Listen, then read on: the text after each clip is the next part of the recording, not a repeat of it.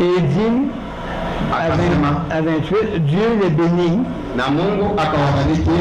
Et Dieu leur dit, na Mungu akasema hivyo, soyez féconds, muwe na uzazi et multipliez la terre. Na muwe bamidi mujaze dunia. Remplissez la terre et soumettez-la. Na kile mujaze dunia, muitawale na muikanyange. À qui il parlait? Il parlait à la famille. Il a dit à l'homme et à la femme, allez et multipliez-la. Donc l'église est fondée sur la famille.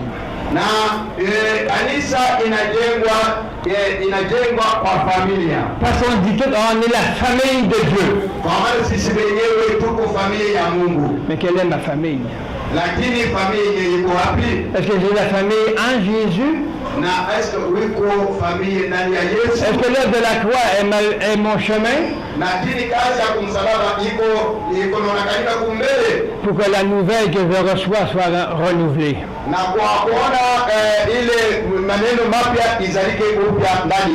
Amen. Amen. Dans Genèse 2, na Genèse 16, na 16, l'Éternel Dieu donna ce commandement à l'homme. Na Mungu akaleta ujumbe kwa mwanaume. Tu ne pourras pas manger de tous les arbres dans le jardin. Na usikakule hii miti yote inakuwa ndani ya shamba. Mais tu mangeras, lakini utakula utakula pomme, l'arbre de la connaissance du bien et du mal. Na wewe utakula ukakula mti wa kujua vizuri na mabaya. Car le jour où tu en mangeras, tu mourras. Na ile siku utakula utakufa. Est-ce qu'il le dit à la femme ou à l'homme? Lakini mambo balikuwa nasema na bibi, balikuwa nasema na bwana. Il dit je donne un commandement à l'homme. Na hii yenyewe ilikuwa commandement ya mtu. Non, c'est à nous qu'il l'a donné. Lakini Mungu alituonesha mwanaume. C'est l'homme à la femme. Na ndani mwetu mwanamke ndio alikuja. Qui a créé la côte. Lakini ndio pale Mungu eko anasema na mwanaume. C'est vrai? Na hapa unashikia. Est-ce que vous pensez que c'est vrai? Na mnajua kama hii maneno ni ya kweli? Qu'est-ce que vous en pensez? Na vile Mungu anawaza sasa ni. Amen. Amen. Qu'est-ce qu'on fait avec ça? Lakini tutafanya nini? Qu'est-ce qu'on va faire avec ça? Na tutafanya nini kwa hii maneno? C'est de pratiquer la parole. Inapasha tuitumikie. La foi va venir de cette œuvre. Lakini imani itakuja kwa vile tunasikia. La foi, l'œuvre de la foi, c'est de pratiquer ce que tu entends ce soir. Lakini kazi ya imani ni kutenda vile vile tutasikia magharibi ya leo. Quand je serai plus là. Quand je serai plus là. Kwa maana siku nyingine hatutakuwa hapo. Le Seigneur va être d'accord. Lakini Mungu atakuuliza. C'est lui, le Saint-Esprit, qui va vous conduire. Il va vous conduire dans qu'est-ce que vous avez entendu. C'est à vous de décider. Amen. Amen. Donc l'arbre du bien et du mal était l'arbre où que tu vas mourir.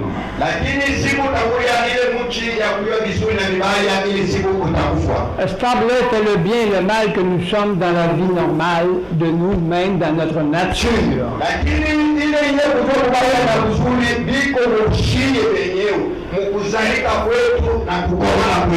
On fait le bien, on fait le mal.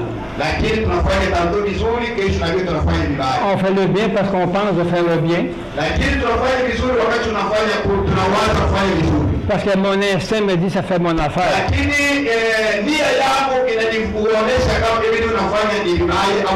Je fais le mal parce que ça fait pas mon affaire.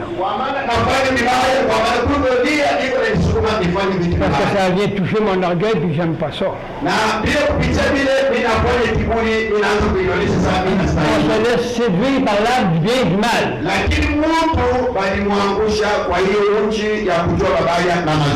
Donc la pomme, c'est la désobéissance envers la vérité.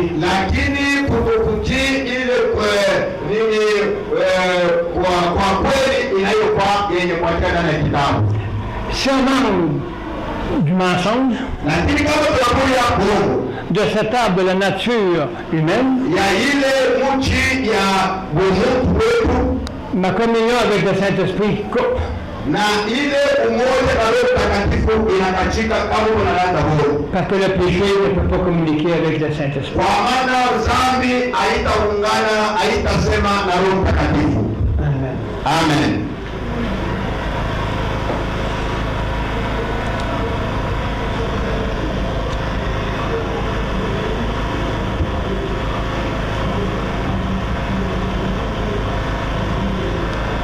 Alors Dieu dit, Na hapa Biblia inasema ok,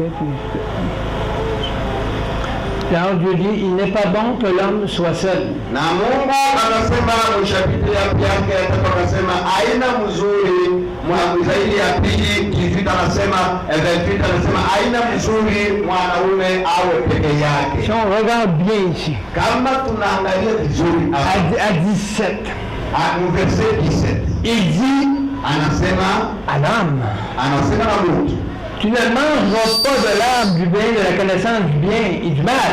wewe siku utakula ile mchi ya kujua mazuri na Car mabaya, le jour où tu en mangeras, tu vas mourir. na ile siku utakayokula ni siku utakufa. La femme n'était pas encore établie. Mwanamke alikuwa hajazalika La femme n'était pas encore créée. na mwanamke alikuwa ndani ndani ya mwanaume, Dieu parle dans la parole. na Mungu alikuwa anasema ndani ya maandiko yake, On lit pas ça comme un journal. na aina saa journal ile ya Mungu alikuwa anasema, Dieu est un Dieu d'ordre. lakini ni Mungu wa sawa. On voit que Dieu à l'homme ne peut pas manger. Mungu alisema na mwanaume ushikule, Il ne peut dire à elle, mais c'est pas là. lakini pale mwingine Mungu alikuwa anasema mtu akuwa nasikia. Amen. Amen. Regardons à 18 maintenant. Tuangalie sasa 18. Non, c'est à 19. 19. Ok, à 18 il dit, l'Éternel, Dieu dit, Na Mungu akasema il n'est pas bon que l'homme soit seul. haina mzuri mwanaume abakie peke, Je lui ferai un aide lakini tamfanyishia ule msaidizi qui sera son vis-à-vis. na ule atakuwa mfano wake. Qu'est-ce que ça veut dire vis-à-vis? Inasema nini mfano wake? Qu'est-ce que ça veut dire Inasema nini? vis-à-vis?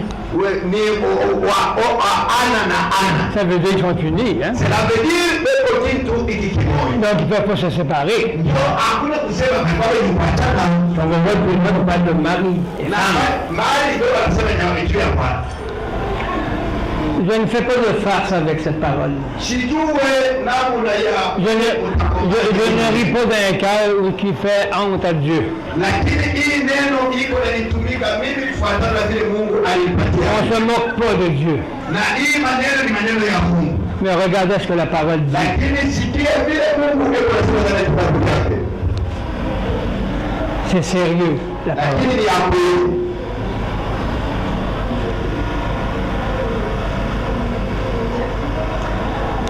L'Éternel Dieu forma du sol tous les animaux. Na Mungu akaumba kupitia udongo nyama yote ya mashamba Il lui donna le nom. et tous les oiseaux du ciel, et il les fit venir vers l'homme pour voir comment il les appellerait, et afin que tout être vivant portait les noms qui lui seraient donnés par l'homme. Amen. Et l'homme donna des noms à tous les bétails, aux oiseaux du ciel et à tous les animaux des champs. Mais pour l'homme, il ne trouva point d'aide semblable à lui. Avez-vous entendu ça? Est-ce que vous n'avez Il parle de tous les animaux. Il n'a pas trouvé un aide dans les animaux pour aider à l'homme. Il n'a pas trouvé un vis-à-vis de l'homme. Donc c'est pas l'animal qui est vis-à-vis de l'homme. C'est la femme. Il faut faire attention. Les gens, on voit aujourd'hui qu'ils prennent la femme comme étant un esclave. Un esclave n'est pas vis-à-vis. Un vis-à-vis, ça veut dire qu'ils sont ensemble, sont unis.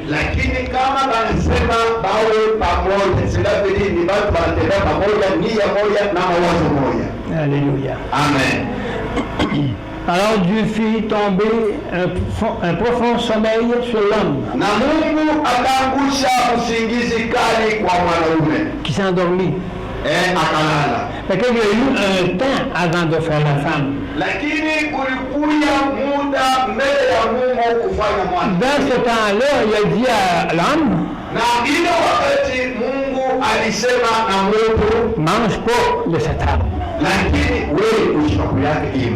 Donc, dans son plan, c'est le plan de Dieu de faire la femme avec la côte de l'homme.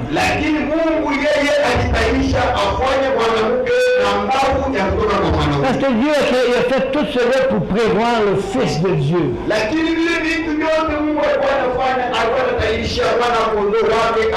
Donc, quand on méprise un enfant de Dieu, que ce soit notre femme ou notre époux, que ce soit un enfant, Dieu les a tous créés. Si Dieu a créé l'homme, si on méprise des enfants de Dieu, on méprise Dieu. C'est vraiment spécial.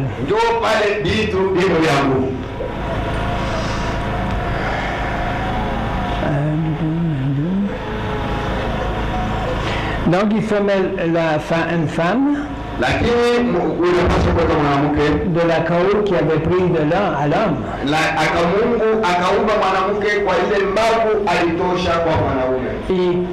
Il a fait venir vers l'homme.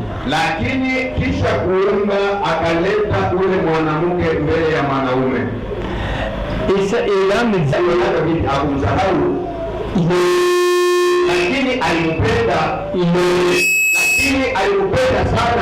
il l'a aimé.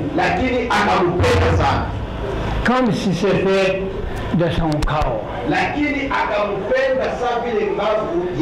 Parce qu'il savait qu'il avait pris de son corps de l'homme.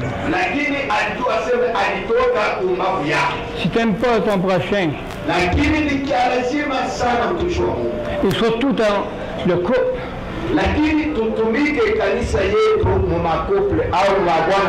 tu désignes qu'est-ce que Dieu a uni.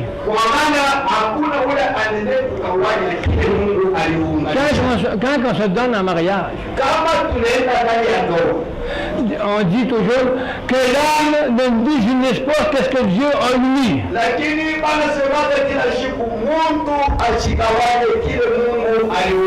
Avez-vous vu quelqu'un d'entre vous lui dire allô, hey, séparez-vous là?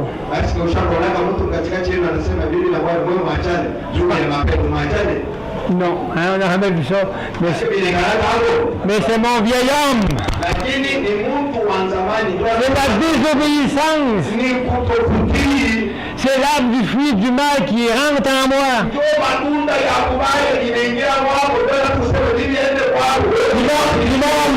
Mon vieil homme. Sépare qu'est-ce que Dieu a uni. Donc c'est pas les autres, c'est nous-mêmes qui se séparent de ce que Dieu a. À chaque chose qu'on fait comme désobéissance, c'est la même chose de la séduction qu'Ève a été. Et l'homme aussi. Parce que la femme vient de l'homme. Si l'homme et la femme ne sont pas vis-à-vis unis, ils n'ont pas de force. C'est la même chose. Nous sommes l'épouse. Qu'on soit homme ou femme, on est l'épouse de Christ.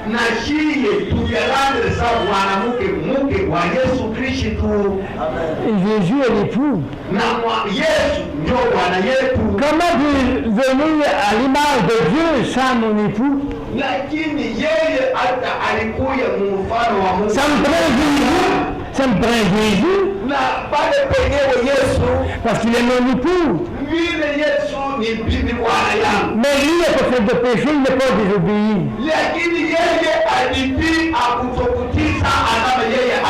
C'est pour ça qu'il est notre époux. Il est la pureté même et l'image ressemblant à Dieu.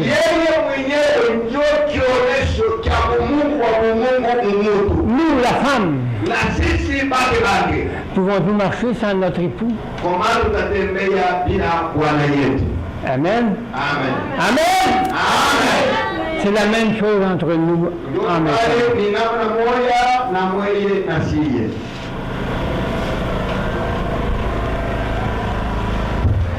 Alléluia. Amen. Des grandes choses qui sortent ici ce soir. Et moi, quand j'emporte la parole, j'ai un don de bénédiction.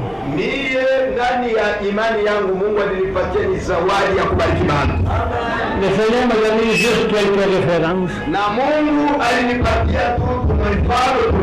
Mais qu'est-ce qu'il dit? Je ne l'ai pas écrit. Ça vient tout seul.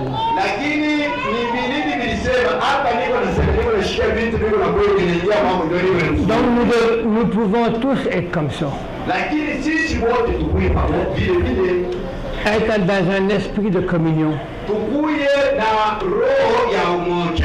Ou que le Saint-Esprit puisse nous communiquer sa vie.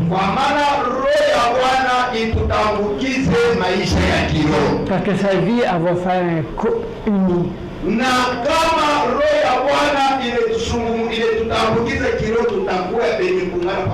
Parce que la côte que nous sommes, la seule façon qu'on pourrait pouvoir revenir à l'époux, c'est en revenant à l'image de Dieu. Et quand nous allons être prêts, l'épouse prête, on va retourner ce qu'on était dans le corps de Jésus.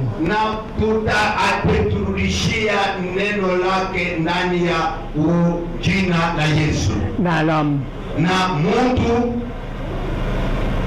Donc nous sur terre. C'est la pratique que nous devons faire entre hommes et femmes.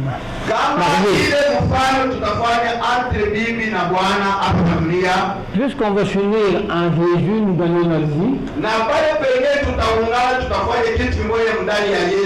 Plus que l'image de l'ancienne nature disparaît. Et son identité. Plus que le couple va pouvoir s'unir.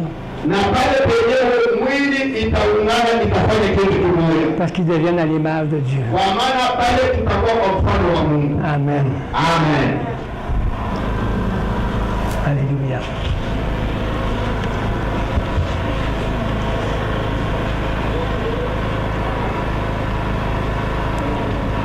Il dit cette fois, c'est l'os de mes os. La chair de ma chair. Qu'est-ce que ça veut dire ça? L'os, la côte, c'est des os. Et le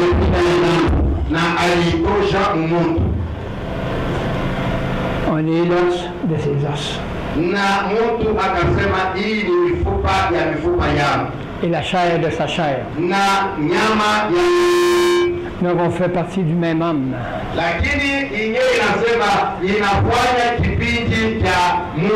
Du premier Adam. Physiquement. kwa kionyesho. Et le deuxième Adam spirituellement. Na ule Adamu wa pili alikuwa wa kiroho. Ça prend le spirituel pour accomplir ce qui est sur terre.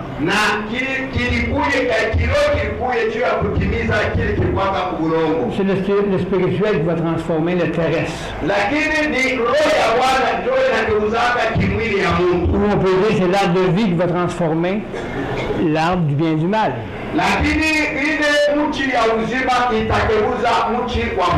Il ne faut pas oublier que l'arbre de vie est Jésus. Il dit si vous mangez de cet arbre, vous allez vivre. Si on ne connaît pas Jésus, on vit quoi? On vit la malédiction. Donc on est mort. Mais si on donne notre vie au Seigneur, on va vivre. Il dit je suis la vérité, je suis le chemin, la vérité et la vie. Il est l'arbre de vie. Amen. Amen.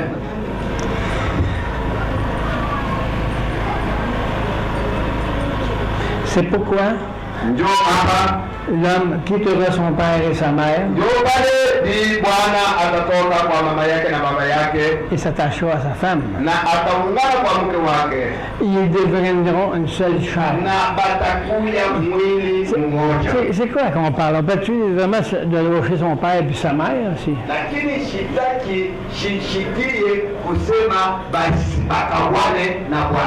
Son père spirituellement, oui.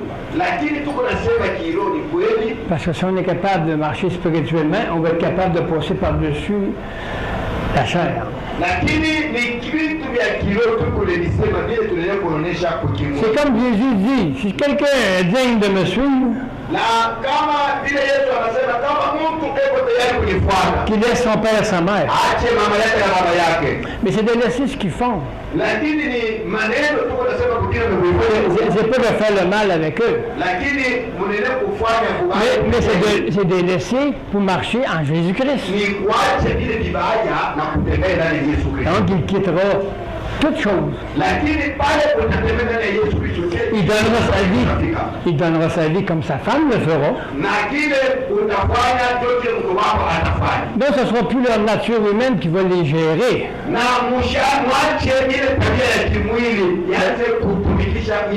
Mais ça va être la nature de Dieu. Donc la nature de Dieu va unir. Il ne s'occupera plus de ces petites affaires.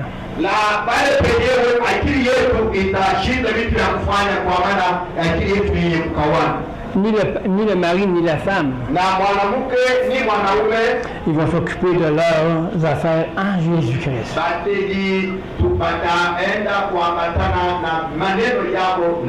Dans ce même temps de pratique, ils vont s'identifier à Christ et ils vont s'unir en Christ. C'est ça le secret. C'est un mystère qu'on parle ce soir. Parce que le Saint-Esprit révèle des mystères à ceux qui l'aiment.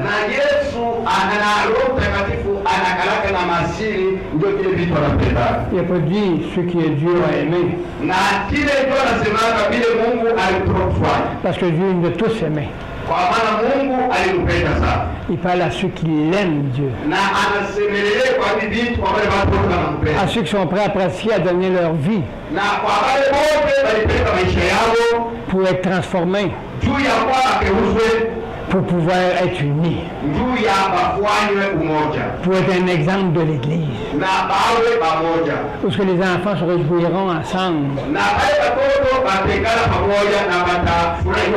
Et la prospérité de ce qui est en Christ va partir de la femme et du mari.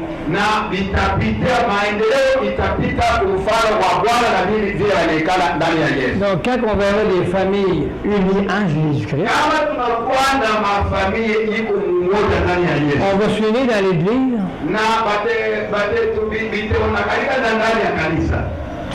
On va s'aimer les uns les autres. Parce que s'aimer les uns les autres, c'est le commandement que Jésus a laissé. Si je n'aime pas moi-même, si je ne respecte pas la parole, si je ne pratique pas ce que Jésus m'enseigne, je ne m'aime pas. J'aime pas Dieu.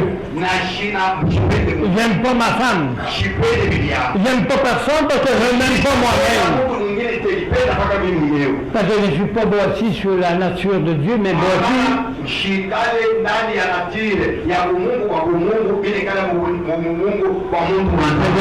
je suis bâti sur ma nature humaine que j'aime pas. Ma colère est en moi. La haine qui est en moi m'empêche de donner ma vie pour m'unir parce que j'ai de la haine. Celui qui laissera tout ça au pied de la croix, ils vont former une seule chair en Christ. Amen. Amen. On voit dans Jean, dans 1 Jean, il dit, ceux qui vont amener la parole qui dit dans 2 Jean, il nous dit, celui qui amène la parole, de faire attention à juger tout esprit, car tout esprit peut venir de l'Antichrist. Anasema ule asikie ili maneno na kuifuata, atafuata ile ingine maneno itakuya, kwa maana roho ya uharibifu ishakuingia ndani ya nini ya wanadamu. Mais celui qui viendra, que Jésus-Christ est venu en chair et en os. Na ule anayechika kama Yesu Kristo alikuwa ukimwili na alikuwa kwa mifupa. Ça, c'est l'Esprit de Dieu, c'est le Fils de Dieu. On est la chair et les os de Christ. On est son véhicule. Jésus est venu, il s'appelait Jésus. Mais il était Dieu. Le Père, le Fils et le Saint-Esprit étaient en lui. Donc, ce que nous sommes, nous portons Dieu en nous. Nous sommes le peuple de Dieu. Faisons pas honte à notre Dieu. Laissons toutes choses puis démontrons à notre Dieu qu'on l'aime. Dieu a donné son Fils unique. Mais ça, c'est dans Jean 3,16. Vous savez que dans le monde, le fils du monde, le fils de diable, avant de connaître Jésus, on était des fils de ce prince de ce monde.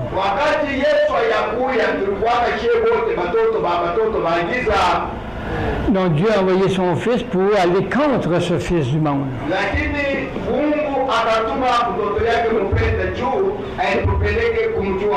Pour le crucifier. Est-ce que nous voulons sacrifier notre ancienne vie? En même temps, on va faire en sorte de le donner où ce que le Seigneur l'a mis sur la croix, crucifié.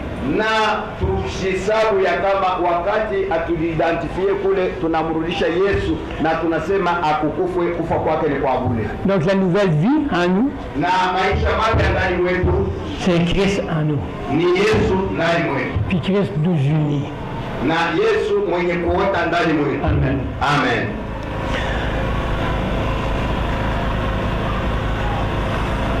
Ok.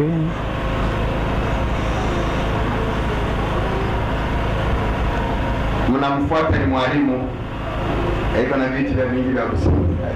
Alors le serpent dit à la femme, na ushatanishe mwanamke kwa mwanaume, vous ne mourrez pas du tout. kwa maana vile avena vizuri zaidi. C'est sûr qu'amoureux, lui, Satan, il fait en sorte de nous découvrir selon notre propre image à nous. Lakini inapaswa shie tutambulike kufuatana na ile kionesho kiko ndani mwetu. Parce qu'on voit encore que la croix était prévisible. Na njoo ile inaonesha sema imani ilikuwa yenye kutahirishwa. Que Dieu enverrait son fils Na l'agneau. kama Mungu atatuma mtoto yake mpendwa,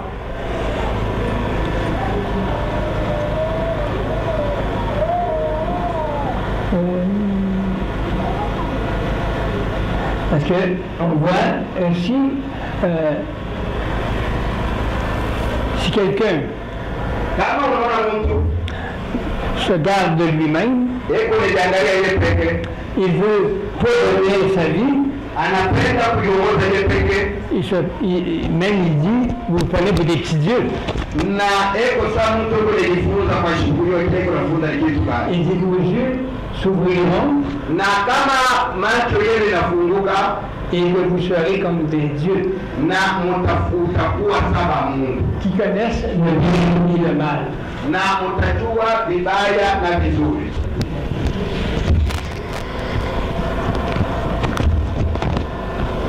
Vitu vya kizungu viko naenda direct kule kwao, ni pale mnalotumatena na vitu vya mingi hasa kuwala ziko kwa systeme ya mawifi. Qu'est-ce que séduit l'âme? C'est de se voir elle-même. Na ni nini kwa vile vyote kama mtu anamtumikia Satan est rusé.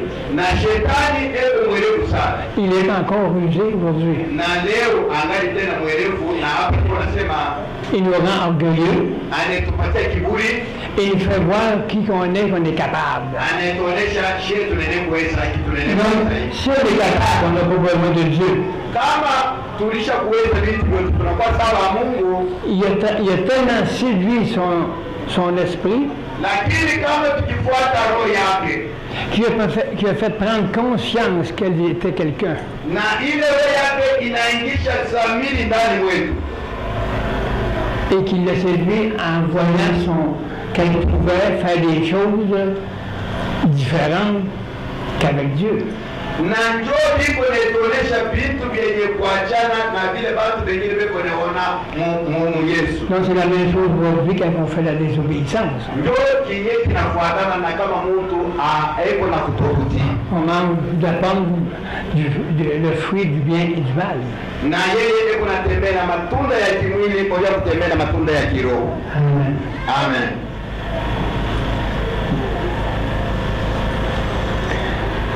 La femme vit que l'homme était bon à manger, Na mwanamke akasema mti ilikuwa mzuri kula agréable à la vue, na kizuri kwa kuona, propre à donner du discernement.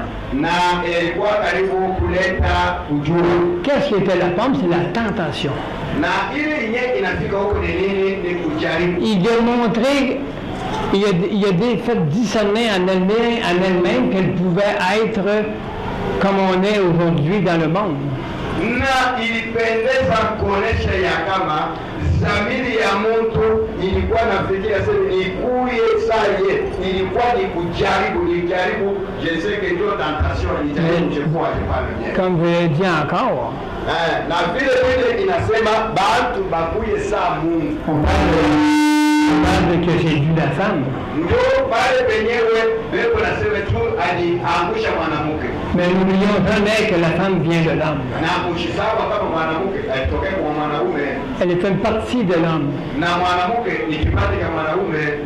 Si elle est séparée de l'homme, Kama mwanamke eko mwenye kuachana na mwanaume, l'homme n'a plus de force. na mwanaume ana tena na nguvu kama na bibi, Mais s'il meurt dans l'unité, lakini kama wanakuwa mmoja c'est la force. itakuwa nguvu. C'est pour ça qu'elle a péché, parce qu'elle avait peu de force de son mari.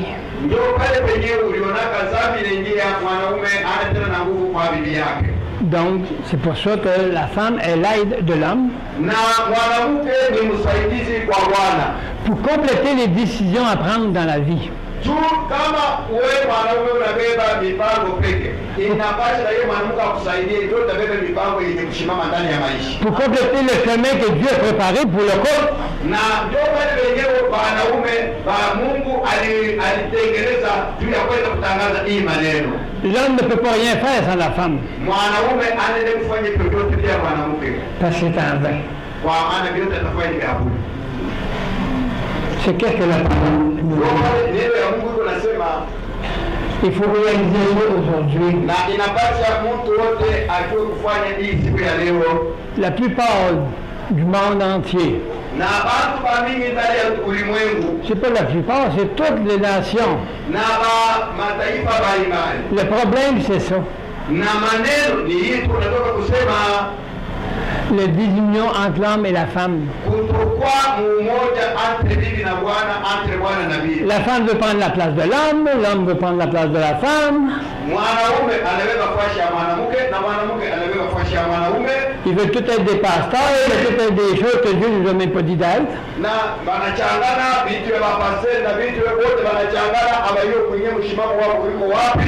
Quand on parle du fondement des anciens,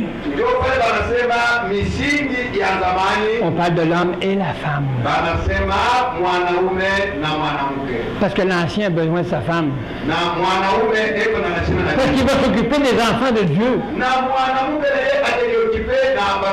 va voir ça un petit peu plus tard demain. Je ne sais pas comment ça fait de temps. On peut terminer, oui. Oui, on peut continuer un petit peu. On continue demain. OK. On va essayer de finir ça demain pour aller un petit peu plus loin parce qu'il y a tellement de choses à dire.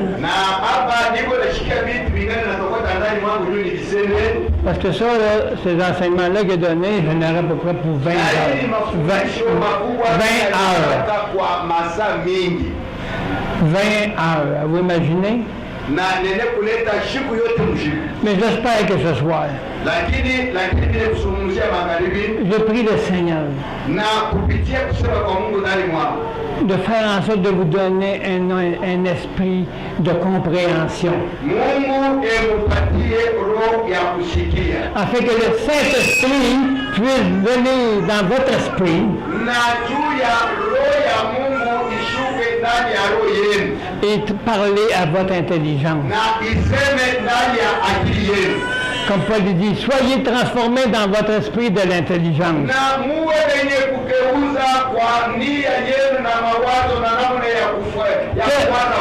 Qu'est-ce qui est dans mon esprit?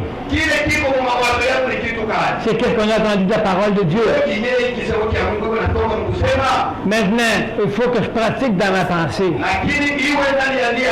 Pour mon intelligence commence à travailler afin que je puisse décider de choisir la volonté de Dieu, afin que mes sentiments viennent changer pour avoir les sentiments que Christ avait. Et c'est là qu'il y a le commencement d'une nouvelle vie. Et le Saint-Esprit va faire en sorte de transformer vos vies. Il va transformer la pensée qu'il vous a donnée, que vous avez pris conscience de la parole. Donc on ne peut pas marcher seulement en parole, mais c'est l'action de la parole.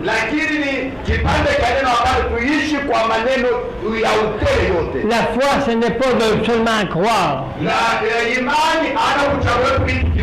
La foi, c'est de pratiquer ce que je entends de la parole de Dieu. Est-ce qu'on croit ce soir ce qu'on a entendu? Levez la main, alléluia!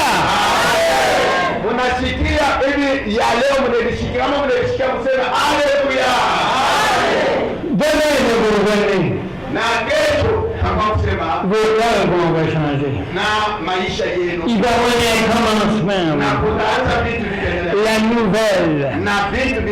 La nouvelle, le nouveau départ pour la préparation de l'épouse pour que Jésus revienne.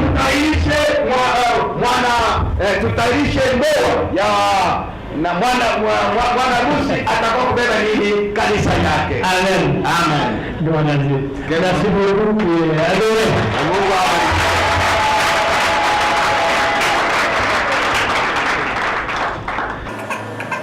Que ce message, Seigneur, soit entre dans les cœurs. Ce n'est qu'un commencement de cette nouvelle, qui a toujours été la nouvelle, mais maintenant c'est de régénérer cette nouvelle afin que le peuple de Dieu se lève ensemble. Le Saint-Esprit va faire en sorte de nous conduire dans cette mission, la mission de se préparer afin que l'épouse soit prête pour la venue de notre Seigneur. Et pour ce soir, Seigneur, que le Saint-Esprit, à chacun de nous qui a parlé dans leur cœur, qui a parlé dans nos cœurs, dans notre esprit, et faire en sorte que le Saint-Esprit touche la corde de l'amour, la corde du sentiment que Christ, toi, que tu es mort sur la croix pour moi et pour nous tous, que nous faisons la même chose comme Jean 3,16, que nous lisons moins souvent, mais c'est nous avons connu l'amour en celui qui a donné sa vie pour nous. Nous aussi, nous devons donner notre vie pour nos frères et nos sœurs. Et surtout donner notre vie à quand on se marie ensemble, on fait une alliance, on fait un alliage, on fait un mixage, on fait une unité, on fait un lien. Et que ce lien soit pour chacun de nous, les couples, Seigneur, soit le lien de ton amour. L'alliance que nous faisons est à toi que nous la faisons, car nous la faisons en ton sein, en ton nom. C'est là où nous devons être à tous les jours, pour que la grâce nous accompagne à chaque instant. Soyons bénis et bénis ton peuple, ô Seigneur, que la grâce surabonde sur le péché.